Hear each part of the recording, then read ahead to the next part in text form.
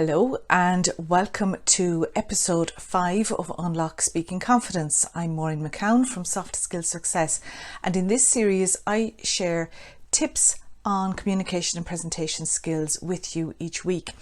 Today's session I am going to be talking about your 60-second pitch, that elevator pitch, that networking pitch that you have where you describe your business, who you help, how you help them and what the results are for them within a short period of time. And that can prove challenging for a lot of people to condense down all that they want to say into that length of time. So I'm going to be taking a look at this topic over the next couple of weeks. And today I'm starting off by having a look at the top 3 mistakes that I see people making when it comes to their elevator pitch or that 60-second pitch. But first of all, let's take a moment to see, well, why do you need it anyway?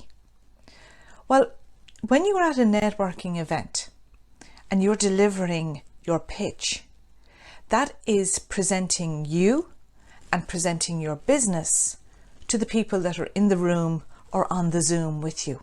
And what sort of an impression do you want to make?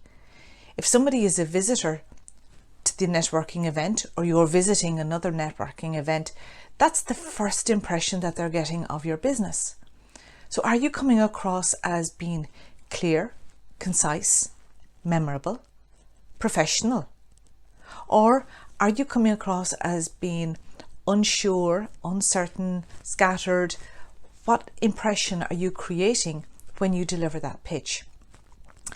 When you have clarity on your message for your pitch and you spend some time working on it and thinking it through, that clarity will move into all of your messaging, whether it is on your website or in your social media posts or videos.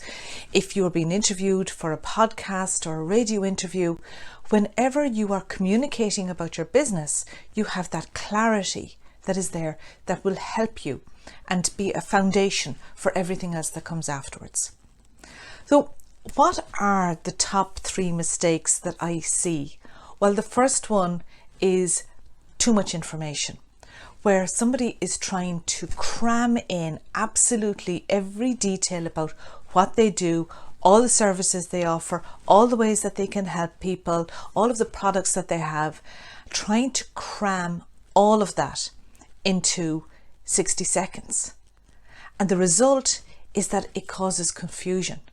The person who is listening is bombarded and overwhelmed with too much information, and they probably end up not really knowing what you do at the end of it.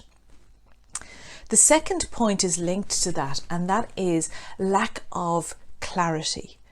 Though if I am giving a vague idea as to what my service or my business does, then I'm not showing clarity. And clarity is important, first of all, for you, yourself as the business owner, to be clear on what it is that you're offering, but also for the people who are listening to you, because maybe they are going to be interested in what you have to offer, but chances are it's going to be referring you on to somebody else in their network. And if they're not clear on what you are providing, then they're not going to be asking those questions to find out more so that they can refer you on to somebody else. Think about it. Ultimately, what is your goal when you are presenting your business at one of these networking events? Is it to get the quick sale, or is it to tell people about what you do so that they can expose your business to a much broader network through people that they know? They can only do that if they are clear on what your service or your product is and how it can help people. And the third mistake that I frequently see is when people assume that everybody that's at the meeting knows who they are or what they do. So they might not give their name or their business name, or they start talking in very vague terms about who they worked with that week without going into specifics. I remember long ago when it was in-person networking event, And somebody stood up to deliver their pitch and began by saying, well, you all know who I am and what I do. And they proceeded to speak about who they'd been working with that week. I was a visitor in the room. I didn't know who they were or what they did. I figured out what their industry was because of what they were saying, but I didn't have the name of the person or the name of the business. So make sure that you always are clear about your name and your business name. And if your business name has an unusual spelling or something that might cause confusion when people are looking it up, then you might consider spelling it out as part of your pitch so that if somebody is looking it up, that they have that information there straight away. So 3 tips, 3 things for you to think about today. First of all, reducing the amount of information. Secondly, being clear in what it is that you're saying. And thirdly, always assume that you are speaking to people who don't know you or your business, and your job is to educate them.